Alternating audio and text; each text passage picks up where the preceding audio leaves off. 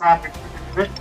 ಕಾರಣ ಈಗಿರುವಂತಹ ಒಂದು ಆಧುನಿಕ ಮೊಬೈಲ್ ಯುಗದಲ್ಲಿ ನಾವು ಆಡಿಯೋ ವಿಷಯಕ್ಕೆ ಎಷ್ಟು ಒತ್ತನ್ನು ಕೊಡ್ತೀವಿ, ಮತ್ತೆ ಅಷ್ಟೇ ಬೇಗ ಮರ್ತೋಗ್ಬಿಡ್ತೀವಿ. ಈಗ ನೋಡ್ತೀವಿ, ಸ್ಟೋರ್ ಮಾಡ್ತೀವಿ, ಡಿಲೀಟ್ ಮಾಡ್ತೀವಿ, ಫಿನಿಶ್, ಮೈಂಡ್ ಇಂದಾನು ಡಿಲೀಟ್ ಆಗೋದು. ಆದ್ರೆ ಪುಸ್ತಕಗಳು ಹಾಗಲ್ಲ, ನಾವು ಓದಿದಾಗ ಅದರ ಜ್ಞಾನ ನಮ್ಗೆ ಅಚ್ಚರಿಯಾಗಿ ಉಳ್ಕೊಳುತ್ತೆ. ಸೊ ಹೀಗೆ ಈ ಪ್ಲಾನರ್ ಮತ್ತೆ ಈ ಒಂದು ಕೃತಿಗಳು, ಪುಸ್ತಕಗಳೇನಿರ್ತವೆ ಇವು ನಮ್ಮ ಜೀವನದಲ್ಲಿ ಒಂದು ದಾರಿದೀಪವಾಗಿರ್ತವೆ. ಇವುಗೆ ನಮಗೆ ಸನ್ಮಾರ್ಗದಲ್ಲಿ ನಡೆಸುತ್ತೆ.